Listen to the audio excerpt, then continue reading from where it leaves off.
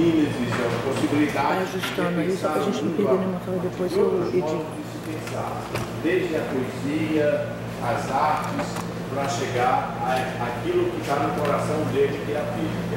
E a física dele é uma física a mais profunda que há, é ainda pensando física como pré-socrático, pensar a física como a realidade do mundo, uma linguagem moderna. Ele ama, ele está mais assim, trabalhando com a física e a mecânica quântica, e daí o seu signo aqui da constante de Planck como sendo o signo sobre o qual, a partir do qual, pelo qual nós todos venceremos nessa fase moderna da nossa contemporaneidade.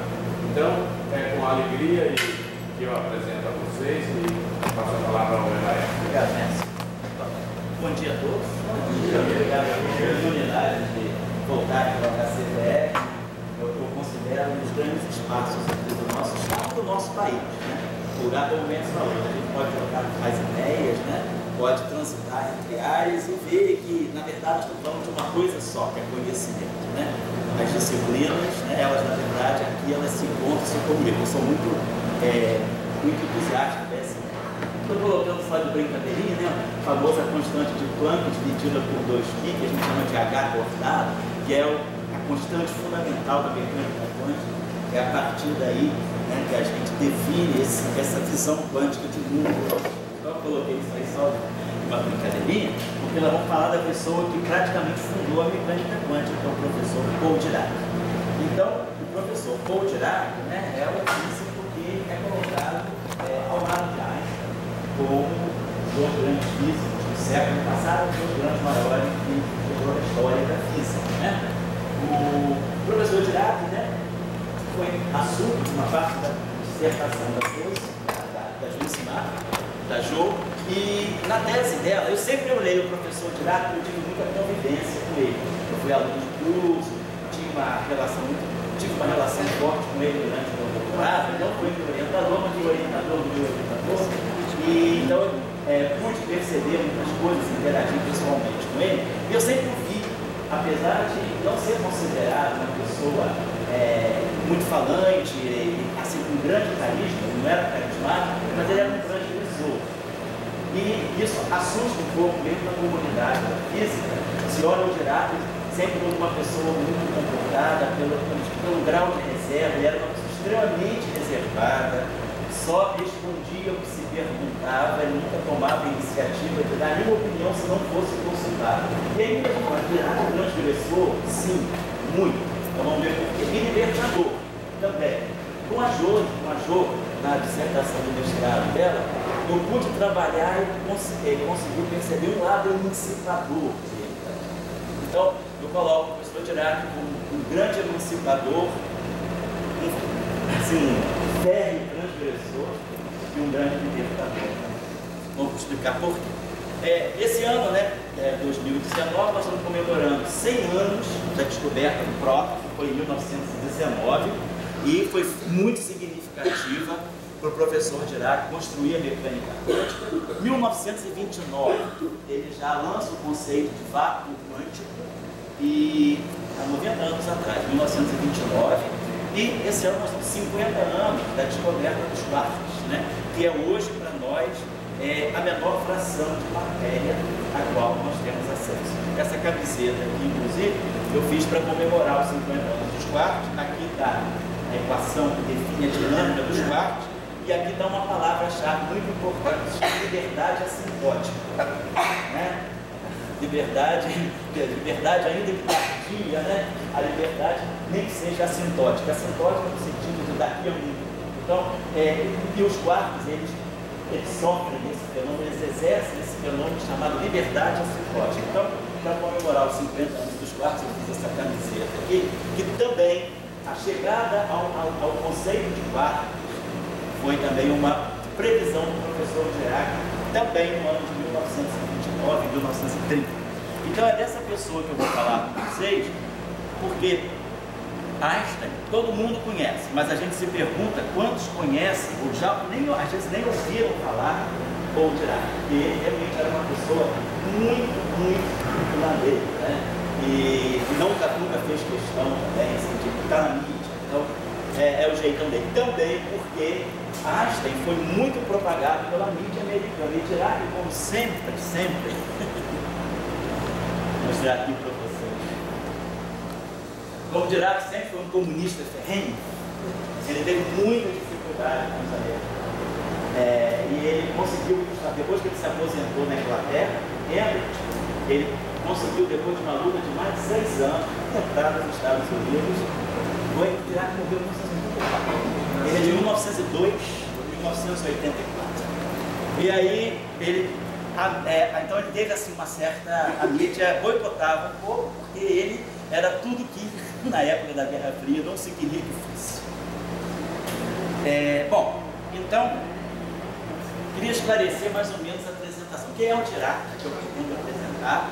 Esse emancipador, né?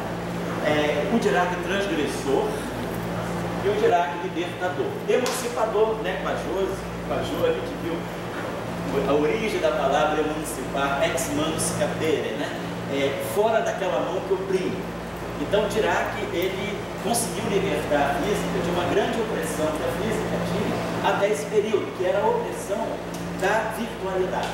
A física era sempre aquela ciência que tem que ser, eu tenho que ver, eu tenho que medir, se eu não medir não é física, não é natureza. E Dirac, ele corta tudo isso, você começa a metafísica meio aristotélica, de que existe uma razão primeira, ele diz, não, existem infinitas razões. E o mundo, a realidade, na verdade, é um reflexo da virtualidade. Então ele traz o conceito de física, ele liberta a física dessa coisa só da aparelho. Eu vou explicar depois melhor isso.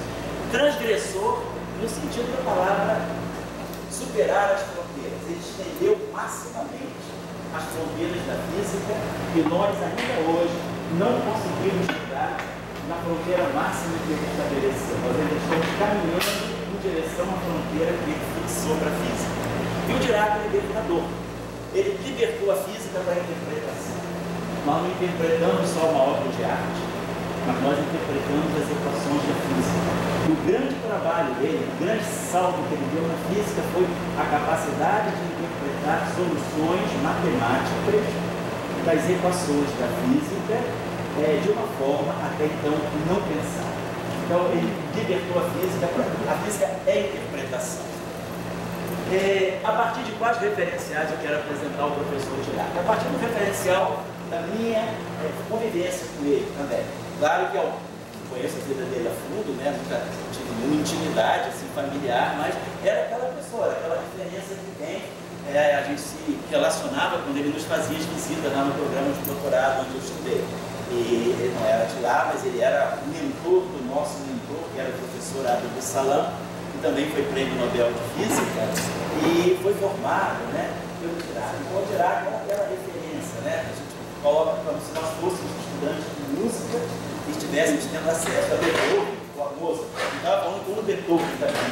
Na verdade, o Dirac, eu considero o Dirac assim, realmente um Stefan, né? Ele está mais para Beethoven do que para Bach ou para Mozart. E, então, a partir desse referencial, a nossa convivência, aquilo que ele nos colocou de como ver a ciência, né?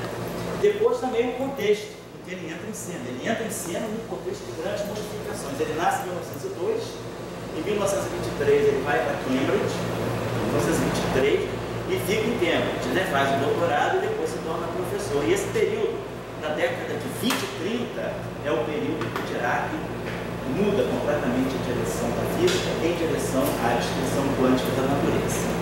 E com que propósito? Eu acho que Dirac nos traz muitas lições. Apesar de ser uma pessoa muito fechada, muito tímida, né?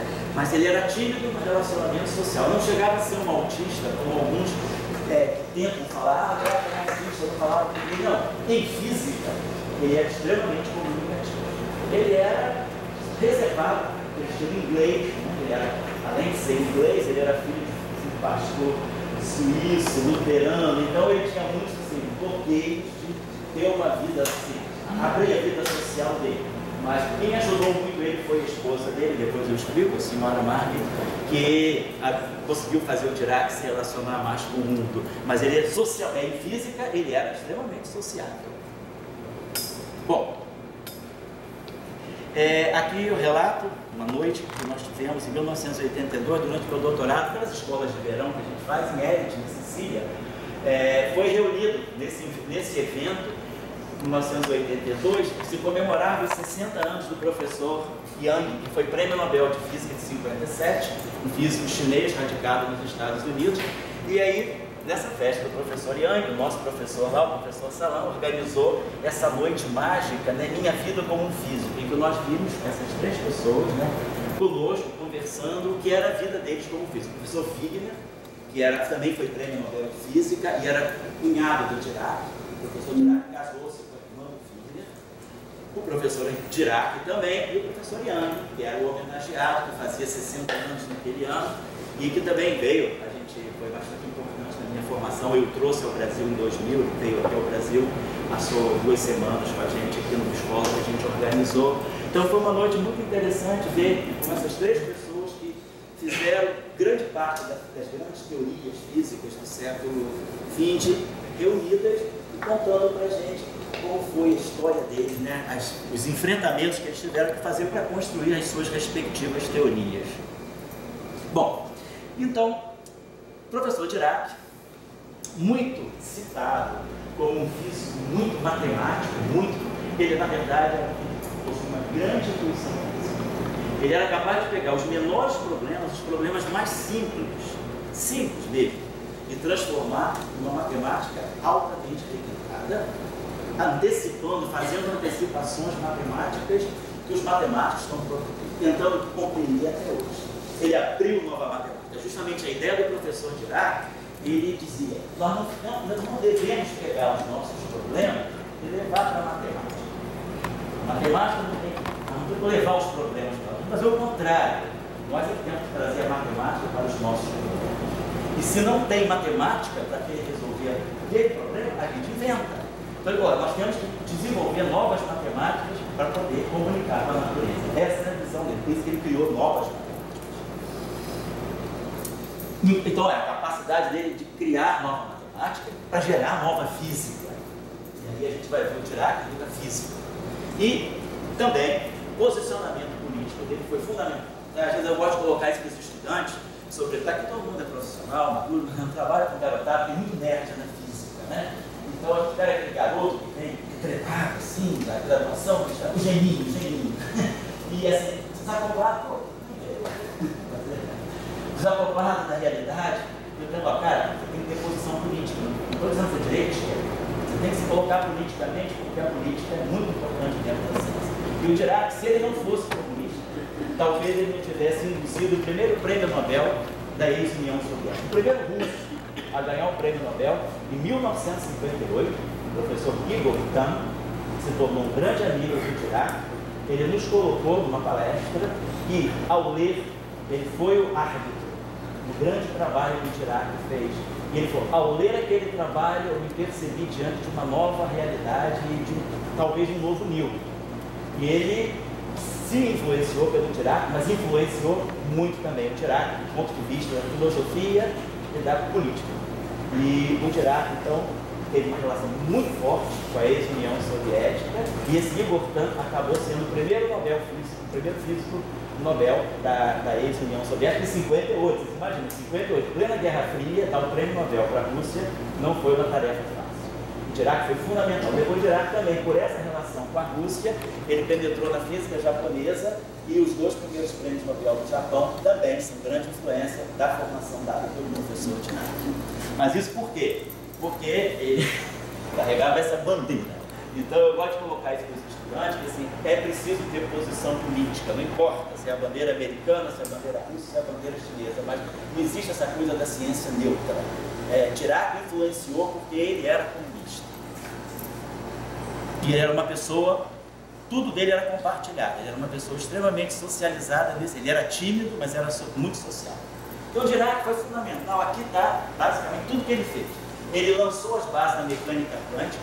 A mecânica quântica foi o tema da sua tese de doutorado, foi o primeiro trabalho institucionalizado sobre a formação da mecânica quântica. Depois, no ano seguinte, ele já lança uma nova proposta, que é a chamada teoria quântica de campos. Os campos quânticos, não mais as partículas quânticas, mas os campos quânticos. Em 1928, ele lança a sua equação que abre a busca da física pelas chamadas partículas elementares da natureza. E ele lança, então, os alicerces do modelo atual que nós temos para a física, que é o modelo padrão da física de partículas, onde aparece o bóson de Higgs, e esse modelo padrão está sendo testado no LHC. Uma das propostas do LHC, a proposta fundamental é testar o modelo padrão. E o modelo padrão está em cima, fundamentado nos trabalhos que o professor Dirac fez. Ele é quem abriu a porta do chamado modelo padrão da física de partículas. Dirac, então, ele vai para Cambridge, em 1923, para trabalhar com esse professor chamado Ralph Fowler.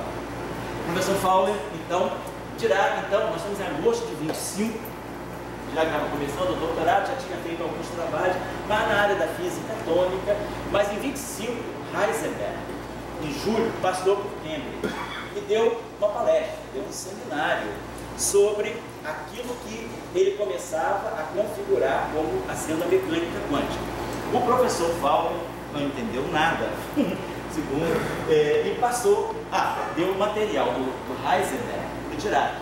Falou, você tem um verão agora para trabalhar nisso, perceber isso.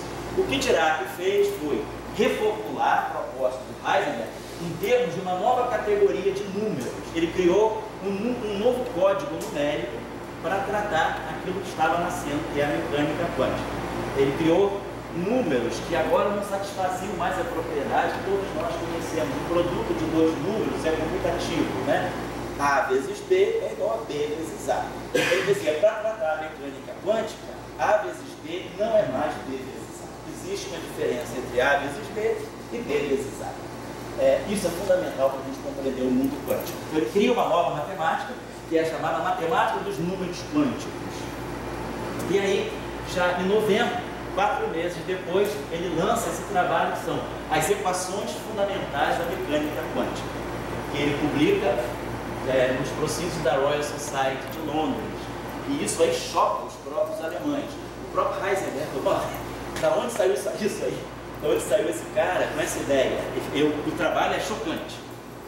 E aí, em maio de 26, menos de um ano depois, ele já defende a sua tese de doutorado chamada Mecânica Quântica. Nós temos, né, no nosso grupo, a gente teve acesso, tem comigo, hoje está em forma de PDF, os rascunhos da tese de doutorado dele, ainda toda escrita à mão.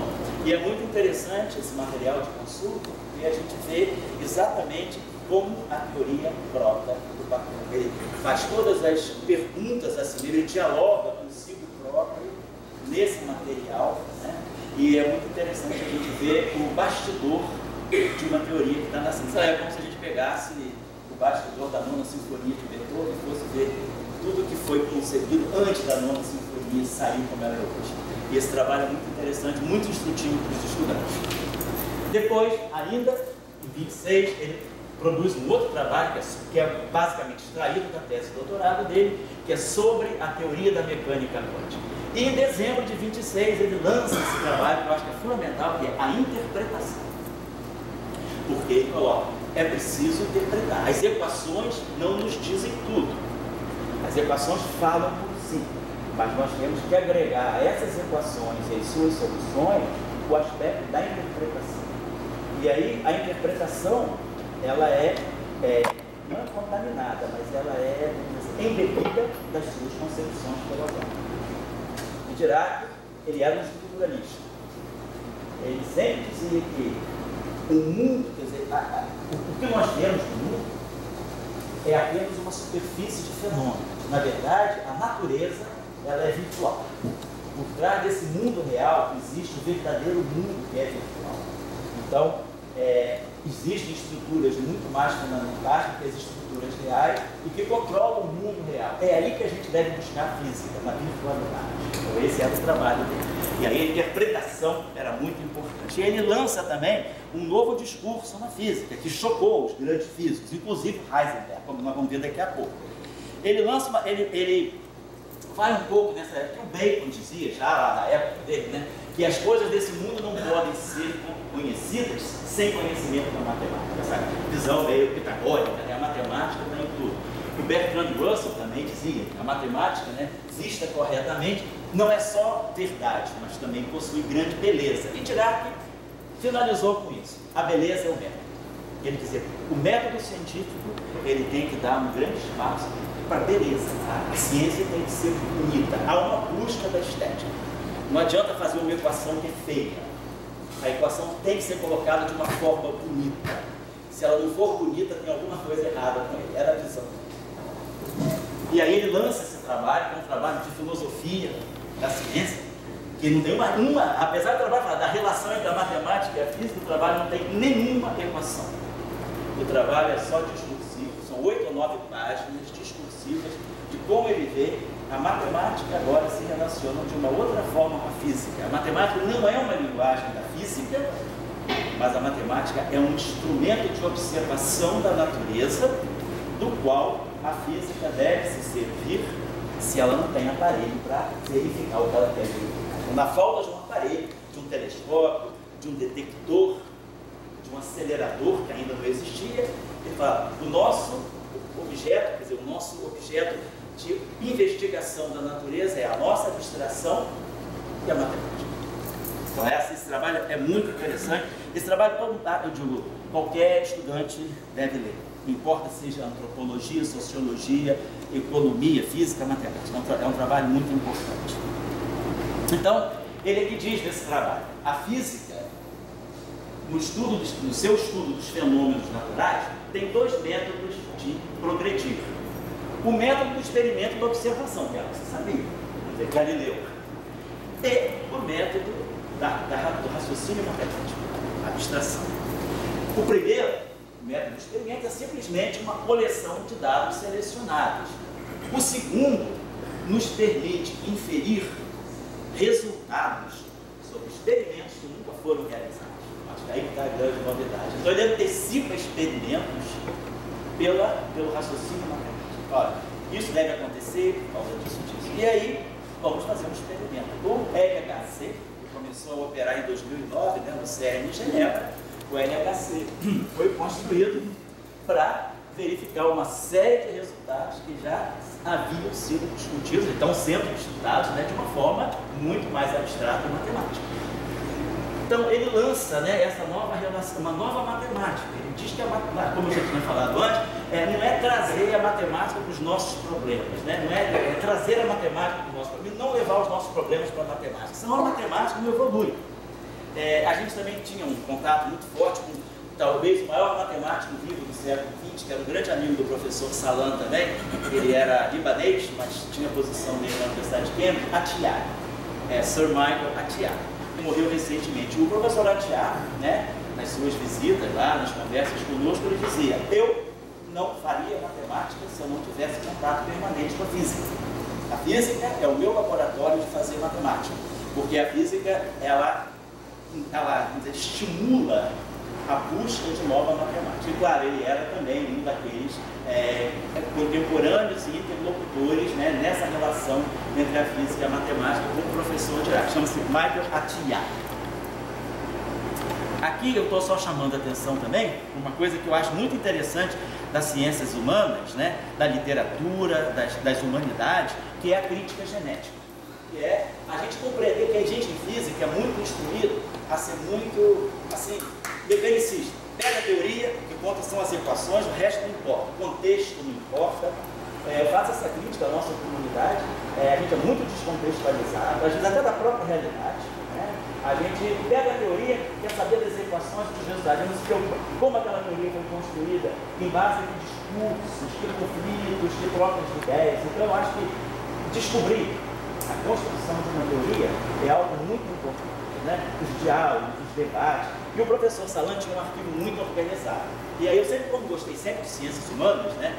Até o vestibular eu nem sabia que eu ia fazer física, estava muito mais envolvido pelas humanidades, e a física eu fui fazer mais por uma curiosidade, mas eu sabia que eu não ia fazer física.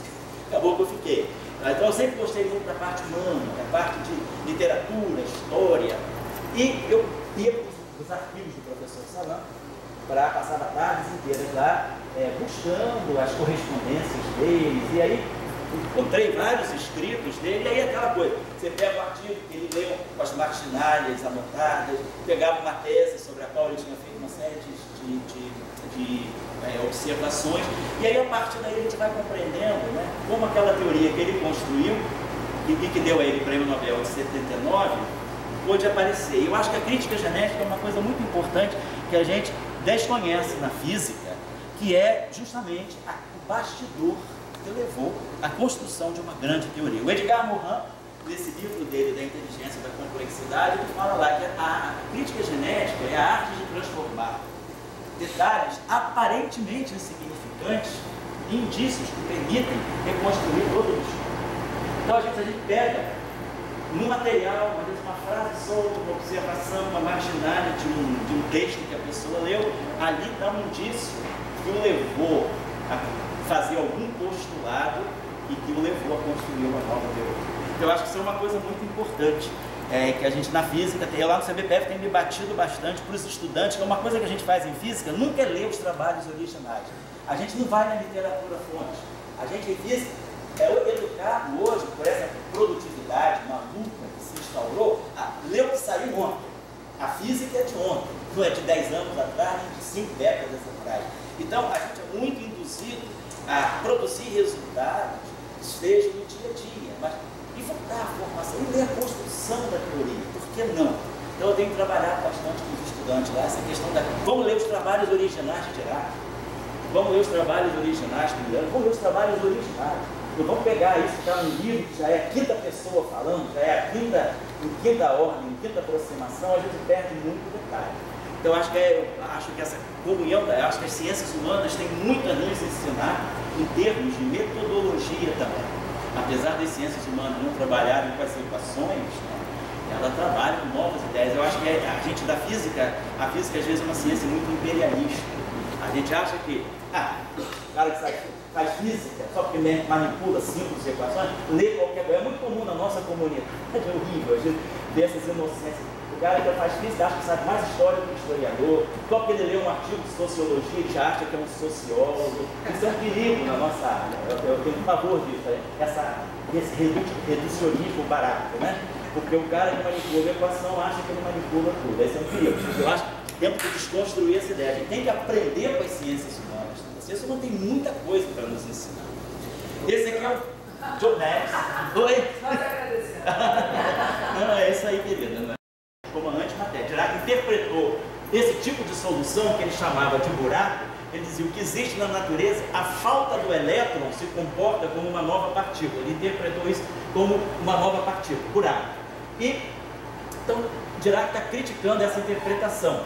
Partículas de carga oposta do elétron e com a mesma massa que o elétron. Quer dizer, uma réplica do elétron, só que com a carga oposta.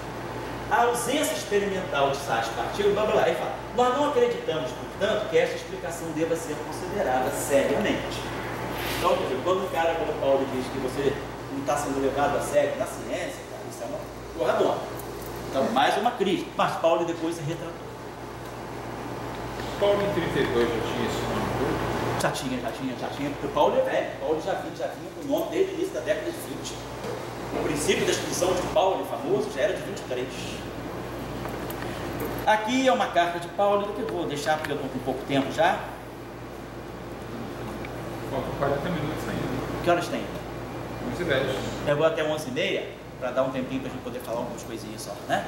Aqui também uma grande influência do Dirac, com Enrico Fermi, que foi prêmio Nobel de Física italiano pela experiência, pelo trabalho com nêutrons lentos. Enrico Fermi, baseado nos estudos de Dirac, ele lança uma teoria em 1933 sobre os decaimentos nucleares. E ele se baseia na teoria de Dirac. E ele faz esse trabalho, manda para a revista Science. E a revista Science dá paulada no artigo, dizendo que o artigo é fora da realidade. Tão fora da realidade quanto o trabalho de Dirac. E aí Paulo recebe, o Fermi recebe o artigo, retira o artigo, reescreve o artigo, traduz para o italiano, que era a língua dele, e publica nessa revista italiana, que era uma revista menor, pesquisa científica.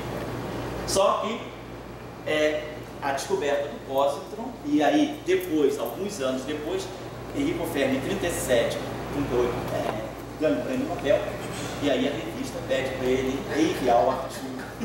E ele lança uma nova interação da física. Esse trabalho aqui ele mostra que existe um novo campo de força da física, que é o campo de força responsável pela instabilidade nuclear. Ele diz, isso aí não é uma coisa acidental, é uma nova força da natureza, e ele se baseia no Dirac. Então, o Dirac presente, claro, Marielle ainda está presente conosco, não tem? O Dirac também. Dirac presente, você vai ver que Dirac está presente em muitas situações. Eu vou botando sempre Dirac presente, porque olha a penetração dos trabalhos dele, né? Apesar dele não fazer nunca autopropaganda de si. Aqui é o trabalho dele com a ex-União Soviética. Aqui, Dirac, esse trabalho aqui do professor Yukawa no Japão, que dá a ele o Prêmio Nobel de Física, era influência já dos trabalhos do Dirac. E esse Igor Tamm, que foi o primeiro prêmio Nobel da ex-União Soviética, foi fortemente influenciado por Dirac, e ele leu o primeiro artigo do Dirac que previa a existência dos polos. Ele foi o referi, foi o árbitro, e ficou impressionado. E ele era um amigo extrovertido, né? Ele botava o Dirac assim, em má situação, encabulava o Dirac em público, né? Ele é a mulher do Dirac, a senhora Margit era uma pessoa excelente, era uma pessoa simpaticíssima. A mulher do Dirac era antipartícula. Ela era tudo que o Dirac não era. Ela era falante, extrovertida, extravagante. Ela andava pulseira daqui, onde ela chegava, ela ia balançando. A gente já sabia que ela estava chegando, né? Ela sempre trazia bolinho, iogurte, frutinha pra gente lá. Aí a senhora está chegando aí, beleza, com aquelas pulseiras, é muito rico, muito é muito sorridente, né? Ela e o Igor Tamm. E o Dirac, assim, sempre quietinho atrás dos dois, né? Super tímido, né? Mas ele influenciou o Igor Tamm, a ponto do Igor Tamm ganhar o prêmio Nobel em 58, e influenciou a física japonesa, que a partir do Yukawa, depois teve o Tomonaga, e depois teve o Nambu, depois teve o Kobayashi Masaskawa, esses 4 prêmios Nobel, outros prêmios Nobel que o Japão teve em outras áreas, mas nessa nossa área de física de interações fundamentais, os 4 prêmios Nobel do Japão, o último foi em 2008, ainda era repercussão do trabalho do Dirac, de influência na física japonesa. Então Dirac presente também no Japão. Dirac presente aqui, Dirac abre o vácuo quântico que ele introduz em 1929 no trabalho, antes ainda de propor a antimatéria. Ele mostra que o vácuo da física não é o vazio. Ele desconstrói essa ideia de que o vácuo é a ausência absoluta, e ele fala, o vácuo, pelo contrário, é aquilo que contém toda a informação da matéria do universo. O todo está no vácuo. O vácuo é aquilo que você é capaz de produzir tudo a partir do nada. Esse é o conceito de vácuo quântico. O vácuo quântico é uma estrutura virtual, feita de matéria e antimatéria. A partir dessa matéria e antimatéria é que o universo vai se formar. Então, toda a discussão do bóson de Higgs, da constante cosmológica, tudo isso passa pela definição de vácuo quântico. O Dirac influenciou, esse trabalho do Dirac influenciou toda uma escola de alemães a perceber agora, a rever a teoria de Maxwell, que estava a descrição da luz, né, a descrição da natureza eletromagnética da luz, teoria de Maxwell da década de 1863 a 1870, eles vão rever agora a eletrodinâmica, aquilo que nós chamamos a teoria de Maxwell, a eletrodinâmica, à luz do vácuo de Dirac. E surge toda essa área. Hoje a gente ainda está estudando isso. Hoje a gente tem 15 derivantes desse estudo do vácuo quântico e o impacto do vácuo quântico na compreensão da luz. Isso então é matéria, quer dizer, é assunto de debate atualmente. A gente está ainda estudando isso, tem muito debate, a influência disso na astrofísica, na cosmologia. Então esse trabalho dele de 29, ele tem impactos ainda, quer dizer, hoje, 29, então, praticamente 90 anos, é um trabalho que está tendo seu impacto nesses 90 anos, e assim, ainda não há um consenso do que seja o resultado final de tudo isso. Por que você usa a palavra virtual para descrever esse vácuo? Porque são partículas que elas fogem completamente aos princípios da relatividade especial. É como se fossem partículas que tivessem velocidades imaginárias, do ponto de vista da matemática, não são números reais, são números imaginários. São partículas que se propagariam com velocidade, inclusive, maior do que a da luz. Então, essas partículas, Dirac disse, a mecânica quântica permite que elas existam na natureza, mas por intervalos de tempo muito curtos. Intervalo de tempo da faixa de 1 trilionésimo de segundo. Vocês imaginam, dividir o segundo em 1 trilionésimo de partes. Depois pega esse trilionésimo, divide de novo em 1 trilionésimo. Para quem conhece a notação matemática, 10 elevado a menos 24 segundos. Então, nesses intervalos de tempo, você pode produzir esses. O vácuo quântico é como se fosse isso, um flash de matéria e antimatéria. Cria matéria e antimatéria, se aniquila, cria matéria e antimatéria, é como se fosse sabe, uma coisa que está oscilando assim. Tudo isso nesse intervalo. Tudo isso, 10 a menos 24, 10 a menos 23 segundos. E é daí que sai tudo. Sempre tem muito mais matéria do que antimatéria. Tem, no mundo real, a matéria. Isso é um grande debate.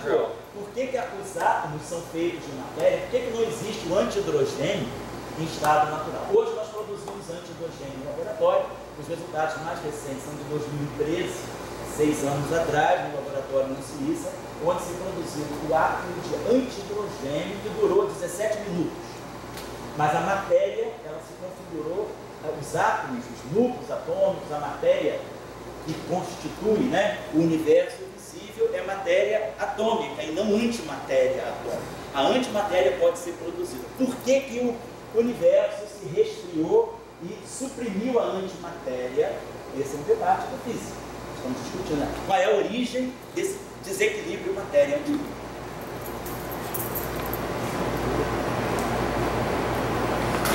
Aqui não diz muita coisa para vocês. Aqui Dirac retorna à cosmologia.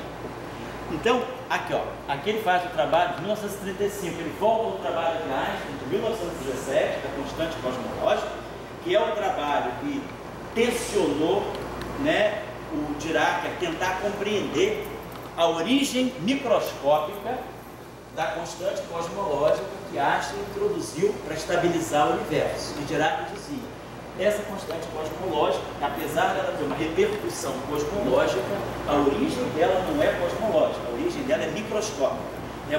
São processos muito elementares da natureza que constituem essa constante cosmológica. Então, esse trabalho dele, ele já está retornando às origens daquilo que tensionou. Aqui eu coloco Dirac, um filósofo e um estilista, né? Eu diria que o Dirac é um estilista, no sentido de que ele eleva o papel da beleza, da estética na física. Então ele aqui faz esse trabalho, um trabalho interessante, a ciência física e a filosofia, que ele publicou em 1937, a relação entre a matemática e a física, que ele publica em 1939. Aqui é o trabalho do estilista. Ele fala a mecânica quântica, já se passaram praticamente aí 14 anos da instituição da mecânica quântica como uma teoria física, diz: as equações estão muito feias, deixa eu criar uma nova notação para dar uma estética às equações da física. E aí ele cria esse trabalho aqui, uma nova notação para a mecânica quântica. Não tem nada de novo, aqui é um trabalho só meio de cosmética, de colocar as equações bonitas para satisfazer um princípio de estética. Ele publica isso aqui nos Proceedings da Cambridge Philosophical Society. E depois esse livro aqui, que ele escreve em 1930, que é Os Princípios da Mecânica. Opa, interessante, oi? Já viu esse livro, né? Esse livro é assim, é uma obra literária do século passado. Eu digo literário em todos os sentidos. Tanto quanto James Joyce, o verbo é assim. É um livro lindo. E a beleza do Dirac é o seguinte: o livro é finérrimo. Dirac, tudo dele é simples. As frases curtas. Uma vez eu me lembro, nesse evento, né, Minha Vida como Físico, o professor Young perguntou ao professor Dirac: professor Dirac, o senhor faz tantas coisas profundas, mas escreve tudo tão simples, as suas frases são tão telegráficas. Aí Dirac disse, eu lembro dessa frase, disse: olha, nós nunca devemos começar uma frase sem saber como ela termina. Então, meu princípio de vida é frases curtas com seu começo, meio e fim.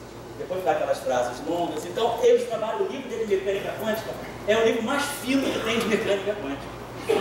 Mais fino. Assim, capítulos de 2 páginas. O Dirac, assim, é aquela pessoa que você está lendo, é simplíssimo. De repente, ele dá um salto infinito e volta para a realidade. O problema é quando ele dá esse salto infinito, que é simples também, mas é profundo. A gente leva, às vezes, décadas para compreender isso. E não é por mal. É a cabeça dele. Mas assim, a estrutura dele é simples, é a simplicidade. Ele sempre colocado. A simplicidade é a mãe da ciência. Uma ideia tem que ser simples, uma teoria tem que ser simples. Se complicar demais é porque nem o autor sabe o que está falando. Me lembro que uma vez, quando ele estava lá, eu fui com 2 colegas meus, a gente estava com doutorado ainda. E aquela coisa do garoto novo, assim, exibicionista, faz os cálculos complicados, e a gente estava realmente travado. Aí a gente falou para o professor Salão, falou, ó, vai conversar com o professor Dirac, ele está ali, vai lá, falar para os fins, vamos lá. A gente chegou lá, falou, professor, acho que uns fins, chegamos lá, professor, não sei o quê, tudo bem, o que vocês estão vendo? Ele pegou, horrível, eu não vou ver isso. Você falou, está feio, corta isso bonito e volta a falar comigo. Eu dou 24 horas, amanhã vocês voltam aqui com isso bonito. Aí a gente foi para a nossa sala, ficou trabalhando, mas não era assim passar limpo, era realmente modificar, colocar símbolos no lugar, coisas complicadas. Aí a coisa que era grandona ficou pequenininha. Beleza, vamos discutir agora. Aí, gostou. Passamos pelo teste da estética, e a gente levou um pedaço da tarde discutindo com ele, e ele abriu nossa cabeça para uma série de coisas. Estou colocando isso porque ele é essa pessoa que se recusava a ver coisas com ideias na frente. Se está complicado é porque quem está fazendo não sabe o que está fazendo. Ele sempre batia muito nessa coisa. Obrigava a simplicidade. Bom, aqui vou pular também, que são coisas mais técnicas. Aqui também, de novo Dirac presente, outras teorias. Aqui Dirac está presente no final da década de 30, nesse trabalho aqui do Oscar Klein, que é um trabalho que era a primeira, vamos dizer, teoria de tudo que foi formulada na física.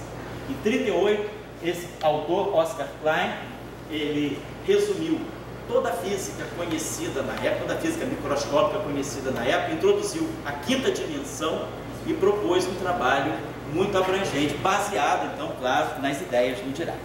Esse trabalho que foi redescoberto, foi perdido por causa da guerra, foi descoberto em 64, 26 anos depois, e esse trabalho é um trabalho muito interessante de ser lido, porque mostra o pensamento da época, né, que vai muito em cima daquilo que são as teorias de cordas hoje.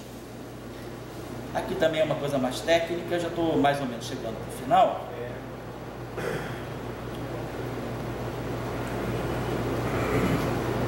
Aqui eu acho que a coisa mais importante vai entrar aqui agora. Essa conferência aqui, nessa conferência aqui, então Dirac, né, então estamos na década de 50 agora, e o professor Salan, que foi discípulo lá do Dirac, ele vai a uma conferência, sempre naquele estilo, sempre dentro daquela normativa da escola diraciana. Ele vai a essa conferência em Seattle. Nessa conferência, é a Conferência Internacional de Física de Partículas. O professor Young, justamente, né, de quem eu falei, o professor Young, que afinal, junto com o Lee, ganha o Prêmio Nobel de 57, eles lançam um trabalho que era uma quebra de paradigma na compreensão dos fenômenos nucleares. Eles mostram que uma simetria, um princípio que a física sempre advogou, que era válido na natureza em toda e qualquer instância, eles diziam, nos processos de decaimento nuclear, isso não acontece. Tem uma violação. Um trabalho teórico. E eles lançam esse trabalho teórico nessa conferência, que foi um grande, assim, não gosta aqui no Brasil, uma balbúrdia. Gerou uma balbúrdia, né? Daí, Salan estava nessa conferência. E Salan percebeu que isso acontecia por causa de um princípio fundamental que ele já havia discutido com o Dirac, que era um princípio, uma simetria chamada simetria quiral. A simetria quiral é o seguinte: a natureza, ela diz, o elétron é como se o elétron tivesse 2 mãos. O elétron ele pode ter o alinhamento magnético para a direita ou para a esquerda. Só que existem partículas na natureza que só se alinham numa direção, que é a esquerda. Ainda bem. Então, essas partículas são as partículas leves, né, que é o caso do neutrino. E aí o Salan lança esse conceito. Isso está acontecendo porque o neutrino ele só se orienta para a esquerda, ele não conhece a direita. A gente tem problema com isso hoje em dia no Brasil. Eu já falei numa conferência, numa semana da física, eu falo, pessoal, filma, porque eu estou garantindo isso. Isso aí eu me defendo. A natureza prefere a esquerda. A natureza é da esquerda, não é da direita. Os neutrinos nos dizem isso, a interação fraca. Se não fosse isso, não existia bóson de Higgs. Se a natureza gostasse de esquerda e direita, não haveria bóson de Higgs. E bóson de Higgs foi descoberto. Então, bóson de Higgs é a maior prova de que a natureza é marxista. gostem ou não, o que eu vou fazer? A natureza escolheu, né? Então as pessoas precisam entender isso, né? E esses caras que ficam desconstruindo aí a filosofia, a sociologia, a própria ciência, né? E dizendo que o marxismo está em tudo, tá? O marxismo está dentro do Boston Higgs, está certo, acabou-se. Está no LHC. O LHC é marxista, tá bom? O que eu vou fazer? São os fatos da natureza. Beleza, então o Salam vai nessa direção e ele diz: existe uma simetria e ela separa o mundo direito da esquerda. O bóson de Higgs, ele é quem permite, se a direita e a esquerda juntar, porque o bóson de Higgs é a partícula mediadora, realmente, né? Ela faz aquela mediação meio nula entre direita e esquerda, né? Então o bóson de Higgs faz esse trabalho. Salam então faz essas previsões a partir desse resultado. E aí o Pauli, como sempre, já tinha acabado com o Dirac. O Pauli chega para o Salam e fala assim, ó, nem recebe o Salam, vê o trabalho do Salam e fala: meus cumprimentos ao meu amigo, entre aspas, né, obviamente, Salam, e diga para ele pensar de algo melhor. Só que isso aí é só o que aparece na mídia. Nós temos o trabalho do Salam com uma marginália escrita pelo Paulo. O Salam mostrava para a gente lá. E o Paulo dizia o seguinte: volte aqui quando você tiver alguma coisa realmente séria.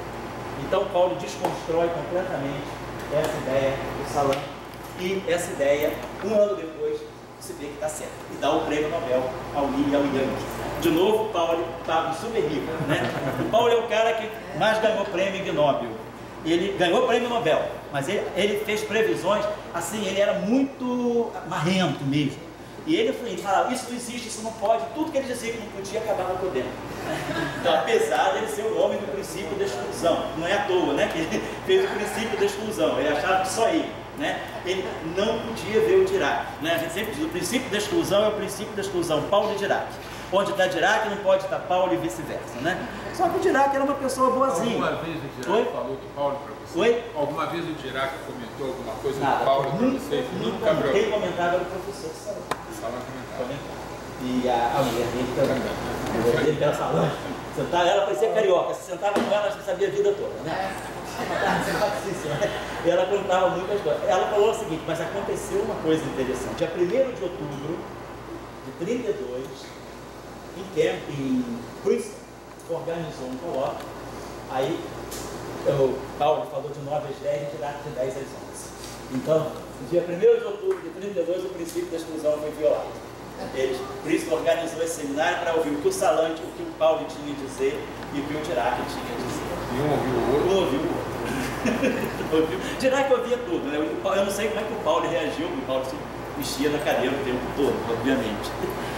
Então, esse trabalho aqui do Dirac é o trabalho mais fundamental, que praticamente a física desconhece. Ele não conseguiu publicar esse trabalho na física, publicou numa revista de Física e Matemática, e nesse trabalho é quando o Dirac atinge o auge da sua virtualidade.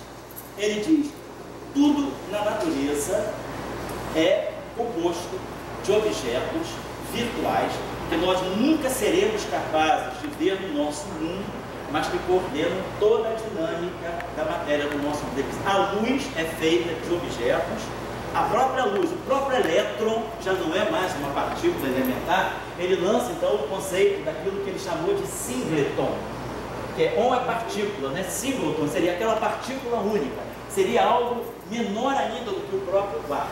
Hoje a gente sabe que o quark é a menor instância de matéria indiretamente detectada.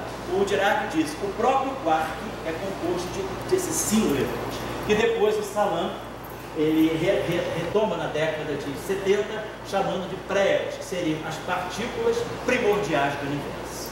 Então o Dirac, ele é aquele cara que foi levando, né, esse conceito de elementaridade ao extremo. Aonde é que a natureza, aonde é que a matéria, ela chega ao mínimo possível detectado. Então ele dizia que o mínimo possível detectado serão esses singletons, mas ele, dentro dos estudos matemáticos que ele fez, ele mostrava matematicamente que esses singletons, eles existem só virtualmente, eles não vão poder nunca ser detectados por qualquer que seja o aparelho que se construa no nosso mundo, a não ser que nós vamos em alguma outra região do universo, talvez perto de um buraco negro, aí sim a gente vai poder ver esse símbolo liberado. Mas ele dizia, o nosso mundo, na verdade, não é esse mundo de 4 dimensões. Nós vivemos numa superfície de um mundo com mais dimensões. Nós vivemos apenas num cantinho. O universo é um cantinho desse mundo de mais de 4 dimensões. E nesse mundo, nesse cantinho que nós vivemos, esses símbolos não podem aparecer. Eles são sempre confinados. Eles existem, mas como objetos confinados ao interior dos objetos que nós conseguimos medir. Então é nesse sentido, né, que ele é muito estruturalista. Ele sempre está dizendo que aquilo que tem uma existência fenomenológica real é, na verdade, resultado de uma estrutura mais fundamental a qual a gente não tem acesso direto. Aqui, Ou então, se fizesse um acelerador, desses projetos malucos, sim, aceleradores gigantes no espaço, do tamanho de um sistema solar. tamanho é certo. Aí talvez, mas ele dizia o seguinte: nós só vamos conseguir detectar esses prédios se a gente conseguir chegar numa dimensão extra no nosso universo. Se nós penetrarmos numa 5ª dimensão, que é o que está se buscando, uma das propostas do LHC é pelo menos ter certeza que a 5ª dimensão existe, mesmo que você não a detecte. Nessa 5ª dimensão aí a gente é capaz de pegar essa parte. Mas nas 4 dimensões do nosso mundo, sim. A quarta você está considerando o Tempo, isso. Tempo, 3 de espaço. São as 4 dimensões. Essa quinta é uma outra dimensão, tipo espaço, a gente chama de dimensão planckiana. Por volta do Max Planck, que é uma dimensão muito pequena, então é uma dimensão planckiana. Aqui, as obsessões, estou só finalizando, né? Dirac, então, ele tinha um princípio filosófico muito concreto, que é, ele acreditava na elementaridade extrema da natureza. Então, essa elementaridade está ligada a essa noção mesmo de estruturalismo, né? De que é por trás, né? Quer dizer, existe esse mundo virtual que coordena o mundo real. Aqui, Dirac lançou, já no final da vida, uma proposta de se medir uma grandeza que o elétron tem, que na época era absolutamente impensável. Então, de 1982, 2 anos antes dele morrer. Hoje, em 2013, os primeiros resultados já começam a mostrar a evidência disso que ele havia previsto em 1982. Bom, aqui eu acho que a incessante busca por novas matemáticas. Dirac, então, foi esse físico, esse construtor da física, que harmonizou muito a relação entre a física e a matemática. Porque é muito comum a gente em física, mesmo até quando a gente dá aula de física, né, em vários níveis, seja de ensino médio, graduação, mestrado, doutorado, muitas vezes a pessoa fala, isso é matemática, isso não é física. Dirac sempre dizia, é física. Física, a matemática é um instrumento da física. Você pode estar no laboratório fazendo medidas, ou você pode estar fazendo discursos matemáticos, estudando matemática, que você no fundo está buscando conhecimento da natureza. Então ele sempre colocou essa relação muito salutar entre a física e a matemática. A física não é uma linguagem da matemática, a matemática, perdão, não é uma linguagem da física, a matemática não é algo menor. A matemática é um instrumento de observação da natureza, do qual a física pode se servir. Essa é a visão. Aqui eu gostaria de chamar a atenção, talvez para vocês não, mas saiu esse artigo, não sei, eu considero o Carlo Rovelli um físico, ele é da minha geração, na minha opinião, ele é uma das grandes autoridades intelectuais desse século XXI que está surgindo aí. Ele foi meu colega de doutorado, um pouquinho mais jovem do que eu, e ele é um cara que trabalha muito na visão anti-teoria de cordas, ele tem uma visão muito própria, ele é um cara que tem um conhecimento filosófico fantástico. Ele escreveu com uma série de autores, biólogos, químicos, filósofos, esse artigo aqui, Por que a ciência precisa da filosofia? Foi publicado pela Proceedings da National Academy of Science, a Academia de Ciências dos Estados Unidos, agora em março de 19. Eu acho que esse trabalho é fantástico, sobretudo nesse momento que nós estamos vivendo no Brasil, onde filosofia é bobagem, sociologia é bobagem, né? Sem filosofia, a ciência nada mais é do que miséria. A física seria miserável se não houvesse filosofia. Uma coisa é aquela física que a gente faz paper, publica, bota no lápis, né? Aquela física que a gente vai lateando. Agora, outra coisa é a física de princípio. A física dos grandes construtores, grandes teorias. Todos esses, o que eu aprendi com o professor Salam, com o professor Dirac, com o professor Young, com o professor Wigner, o que eu mais aprendi com eles foi filosofia do que física. Ninguém me ensinou a resolver nenhuma equação, a resolver fazer nenhum cálculo complicado. Ele não tinha nem tempo para mostrar cálculo. Cálculo é uma coisa que vai lá para passar e faz. O que ele debatiu conosco eram princípios filosóficos na construção do pensamento de uma teoria física.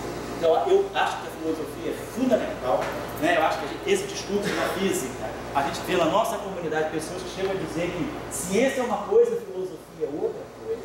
A gente chega a esse nível de absurdos, né? Na comunidade, pelo menos na minha comunidade, não da comunidade que eu frequento, né? E acho que esse debate é muito importante e a gente vê hoje, né? Esse debate, assim, a desqualificação da filosofia e das humanidades, né?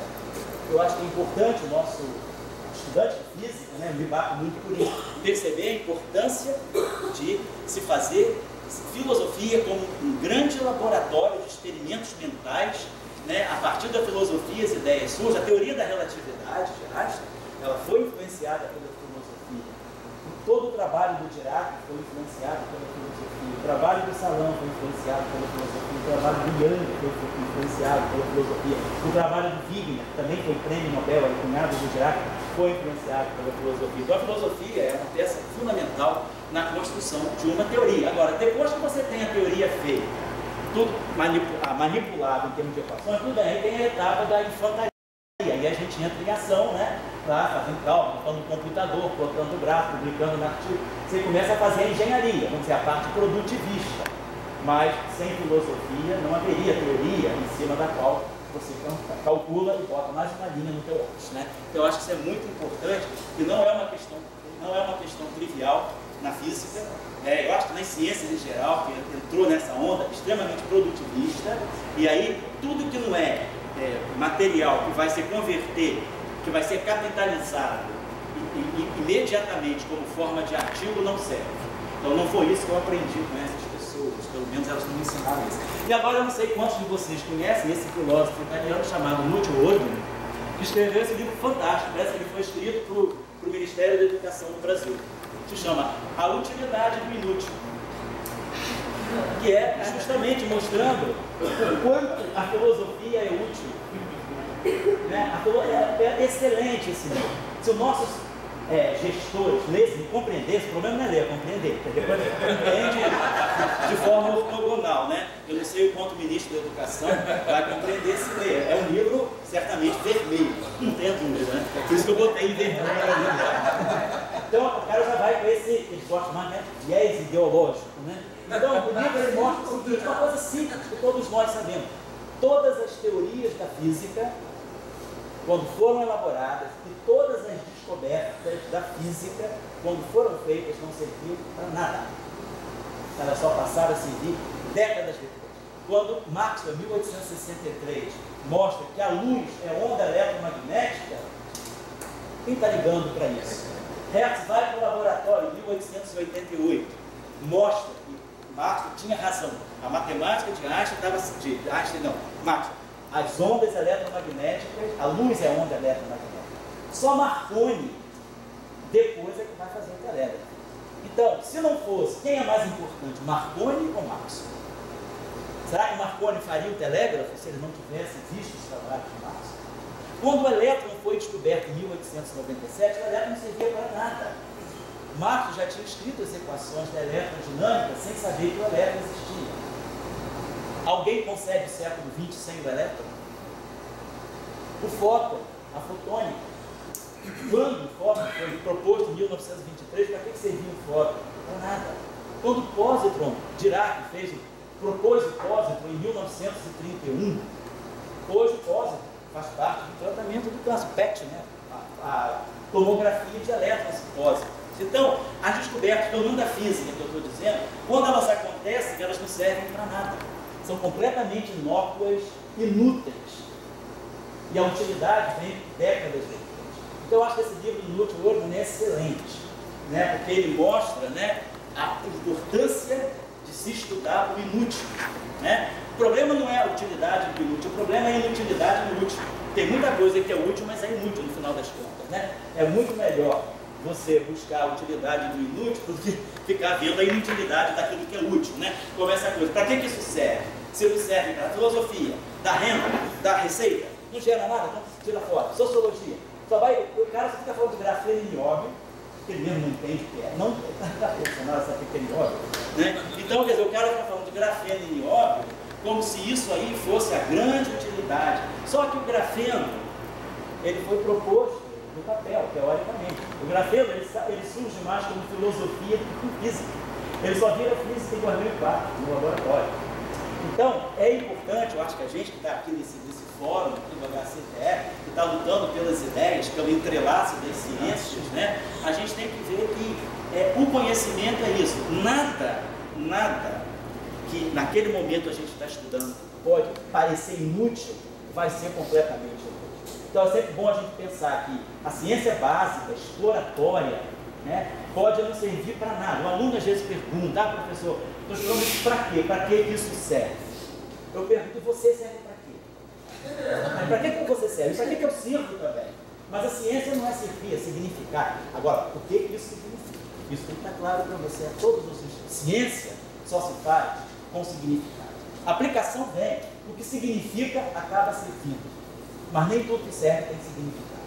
Então eu acho que o aluno, assim, eu estou falando com vocês porque é um discurso que a gente tem que, assim, na física tem que ser muito contundente, porque existe muito esse discurso, se não serve para nada, não se faz. Então, bancar essa pesquisa que não leva a nada, se fosse assim, a mecânica quântica não existia. Se você fosse bancar nesse governo, tira a tese, a bolsa do Dirac, porque está estudando mecânica quântica, para que isso serve? Se a gente lê o rascunho da tese dele, não serve para nada. Agora, você consegue um mundo hoje sem a mecânica quântica? A mecânica quântica hoje é responsável por quase 70% do capital industrial mundial. Então, para que serve na teoria, no momento que ela é feita? Não serve para nada, mas significa. Essa teoria começa a servir 50 anos depois. Para que serve um buraco negro? Eu descobri agora, eu fotografado. Para que serve uma onda de gravidade? Agora, para você detectar a onda de gravidade, o problema não é a onda de gravidade. Para você detectar, você tem que desenvolver tecnologia, que daqui a pouco está na tua casa, está no teu celular, está no teu computador. Né? Então, eu lembro quando o professor Salam ganhou o prêmio Nobel, lá em 84, né?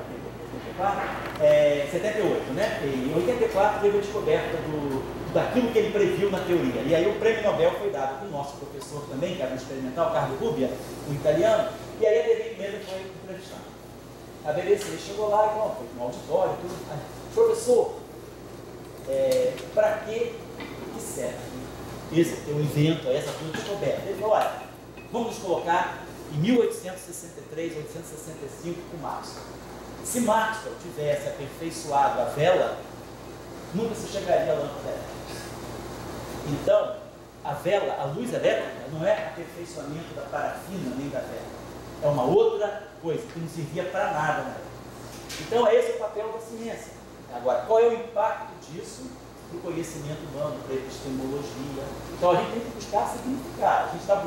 Todos nós estamos aqui em busca de significado, até para as nossas próprias existências. Né? Então, ciência, aplicação, sempre vem. Impossível, hoje em dia, a medicina hoje é totalmente feita de coisas de física, da mecânica quântica, ressonância magnética nuclear, tomografia de elétrons e pósitrons, tudo da medicina, raio-x, tudo isso.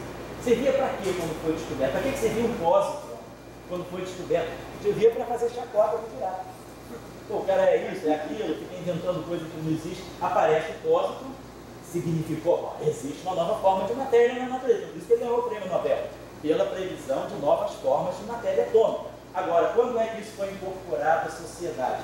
80 anos depois. Significado, era inútil. Não era utilidade, veio depois. Eu acho que esse livro, para quem dá aula, que é aluno do ensino médio, sobretudo nós que damos aula de física, né? O aluno está, para que serve? Para que serve? Se não serve, não vou estudar. Então tá lá, vai ler o livro. Esse livro está na internet, em português. A gente está trazendo o Multi-World, ele deve vir ao CBPF em setembro. A gente está organizando, junto com o Mário Novelo, uma conferência, assim, justamente tentando trabalhar o lado miserável da ciência sem a filosofia. A importância da ciência, da filosofia para a física.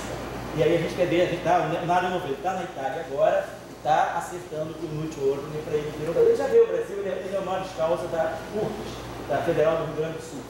ele já esteve lá na Federal do Rio Grande do Sul, já deu palestra, ganhou o prêmio da professora honoris causa lá.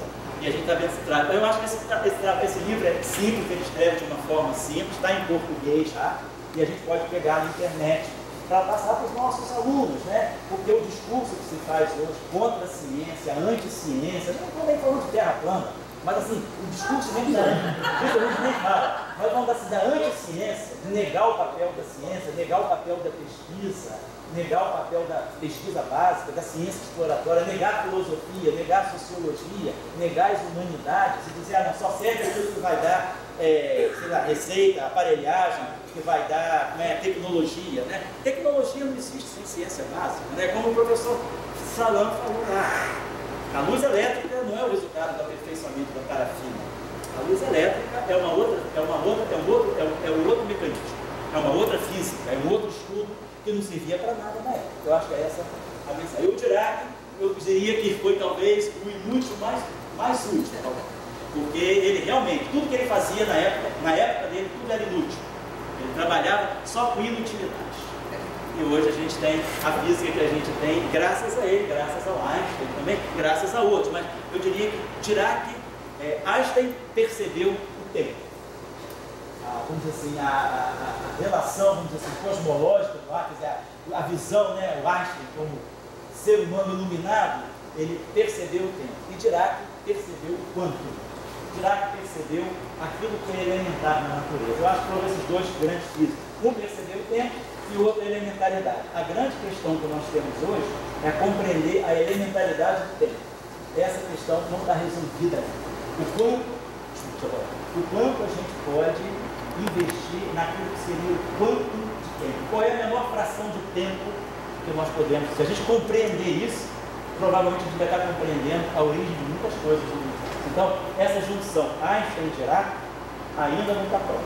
É um dos grandes debates da física hoje, é juntar a relatividade geral do Einstein com a mecânica quântica do Dirac. Essas duas áreas ainda não se acomodaram corretamente. Existe uma hipótese do tempo ser composto de uma partícula?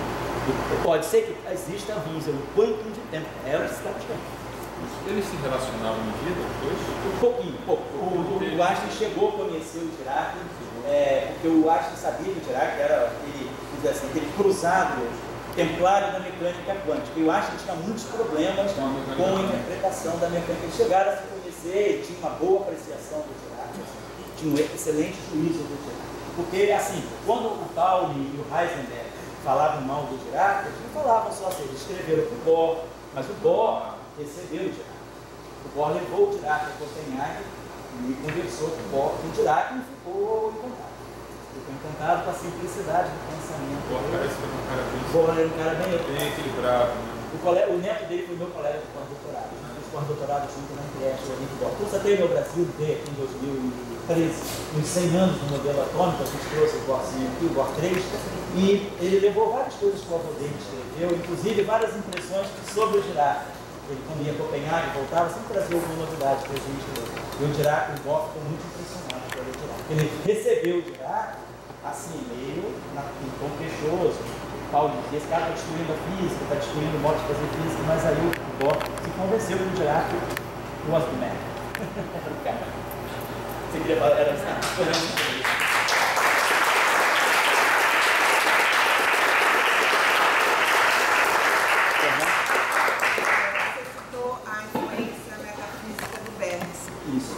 Exatamente, na questão do digital. Do virtual. Na questão, vamos dizer assim, a atualização aristotélica, ela não é a coisa mais elementar. Existe um virtual por baixo dessa atualização, que são as primeiras coisas. E no sentido bergsoniano, de que não existe uma razão primeira, existem múltiplas razões primeiras. E o Dirac coloca na virtualidade essas possíveis múltiplas razões de nós compreendermos a natureza, aquilo que é atualizado, aquilo que a gente mede, vê, consegue detectar. Posso fazer mais uma pergunta? Sim. Por que a gente, em termos de divulgação científica, a gente conhece mais o Einstein do que o Dirac? Eu diria que é por uma questão assim, de mídia mesmo. Eu acho que Einstein, quando foi para os Estados Unidos, né? E assim, quando Einstein foi para os Estados Unidos... Condicionamento biológico também, talvez? Não só isso, eu diria que foi mais uma questão assim, os Estados Unidos, eles não eram fortes em ciência. Assim, não eram fortes na física como a Europa é. Quando Einstein vai para os Estados Unidos, vai para Princeton, e aí começa a trazer, vieram vários físicos europeus para os Estados Unidos, a física europeia migra para os Estados Unidos e começa a dar força à pesquisa científica, às universidades, e Einstein, claro, ele era aquele cara que resumia tudo isso, né? Por que não Dirac? Dirac jamais teve espaço na mídia americana, porque ele era comunista mesmo, comunista ferrenho, né? Daí, isso aí não era bem visto, né? Então, eu acho que houve um pouco... Provavelmente na União Soviética, na China, ele é conhecidíssimo. Na União Soviética, super... As férias dele eram sempre na ex-União Soviética. Ele fez mais de 20 viagens à Rússia. Então, eu diria que assim, é uma questão também da mídia, né? Agora, e também porque o próprio Dirac, ele assim, era uma pessoa muito reservada. Ele tinha uma vida particular muito na dele. Então ele também não era assim, superstar, não era pop. Coincidentemente, eu estou com a camisa. Não, tudo bem, já é muito, tá muito bom. Mas Eu acho que era... é bem pop, acho que gostava como holofote, né? Então eu acho que é importante, agora, a física do Dirac, né? Quer dizer, essa física é muito profunda. E inclusive a gente vê o Einstein, se a gente olhar a biografia do Einstein, de 1890 até 1930, é impressionante a produção dessa. Impressionante, a gente lê os trabalhos do Einstein, a lista de coisas que ele fez no mesmo ano, impressionante. Dirac ele trabalhava de uma forma mais sutil. Então ele fez menos coisas, assim mesmo ele publicou mais de 200 trabalhos, muitos dos quais importantes. Mas assim, a própria abordagem de Dirac para a física era diferente da abordagem do Einstein. E também porque Dirac, ele estudou coisas que eram muito mais, assim, o Einstein estudou muitos aspectos que eram resultados experimentais conhecidos, mas que não tinha para eles uma teoria. Então o Einstein foi muito no sentido de construir teorias ou modelos matemáticos para fenômenos já detectados. Dirac foi numa onda oposta. Dirac foi fazer matemática, fazer previsões para experimentos que nunca foram realizados. Estão sendo realizados agora. Então, é uma outra postura. Então, e é uma postura menos convencional na física. É uma postura muito menos galileana. A postura galileana é você observar o fenômeno, pegar todos os dados empíricos, coletar dados, formar modelos e depois, eventualmente, formular uma teoria que vai te dar um retorno. Já Dirac, ele partiu do princípio da elementaridade máxima. Ele também trabalhou muito a questão da elegância na ciência. Existe um certo preconceito, né? Quando a gente sente numa palestra de física, né? Numa comunidade física, quando você diz que Dirac é uma Chanel, cacete, isso aí pessoal. Tem uma idiosincrasia terrível. A versãozinha dessa dela é bonitinha, ela tá aí. Certo. Isso aí, resolve isso. Mexe com isso aí. Isso aqui, por exemplo, nós estamos tentando compreender o que é o fato que está aqui atrás. A gente não sabe ainda. Agora, o que está aqui é física pura, física nuclear. O que está aqui é o núcleo atômico. Isso aqui diz para nós por que o núcleo atômico existe a partir dos quarks. Agora, o problema do século está aqui. Um dos chamados problemas do século, né, de $1 bilhão está aqui, que é como gerar uma chamada escala de massa a partir dessa teoria aqui. Então essa teoria aqui é uma teoria super aberta. Existe um fenômeno aqui chamado fenômeno de confinamento dos quarks. Os quarks não existem livres na natureza, eles estão sempre confinados para formar prótons, nêutrons ou outras partículas. Por que os quarks sempre se confinam? Por que eles não se desconfinam? Esse é um resultado conhecido. Essa teoria ainda não conseguiu explicar isso. A solução está aqui, mas ninguém achou ainda como encaminhar esse Gzinho aqui está descrevendo os quanta de energia nuclear. E isso aqui está descrevendo a matéria. Isso troca aqui, vai embaixo. Isso aqui é por causa da relatividade. São chamados índices covariantes e contravariantes. É coisa da relatividade. Aí é uma questão estética. Isso aqui não precisava ser assim. É mais para ficar bonitinho. Se você não fizer isso, você ia aumentar essa equação de ela pode cobrir isso toda essa camiseta. Então, com isso aqui, você sintetiza 3 linhas só nisso aqui. Aí são códigos que a gente vai aprendendo também, né? É isso aí. Certo? O problema do Dirac é que tinha a língua menor do que a do Einstein. O quê? A língua do Dirac era menor do que a do Einstein. Talvez nunca mostrou. Não sei nem se tinha língua. Ele ficava quietinho o tempo todo. Pessoal, olha, o professor, muito obrigado mais uma vez. Aqui é o John Ellis, e eu considero esse é o físico que mais compreende o modelo padrão hoje. Ele é escocês, se aposentou, foi diretor do CERN também. Hoje ele voltou para a Inglaterra, trabalha no Imperial College. Essa camiseta dele é a camiseta do modelo padrão. Aqui está toda a física que descobre, que descreve os 4% do universo visível. Aquilo que o universo tem dividido, todas as galáxias estão incluídas nessas quatro linhas aqui. E Dirac foi quem lançou a primeira linha. Aqui está Dirac, aqui está Maxwell Dirac. Daqui é construção a partir da década de 30. E aqui, esse conjuntinho simples de equações aqui deu 24 prêmios Nobel em Física. Existem 24 prêmios Nobel contidos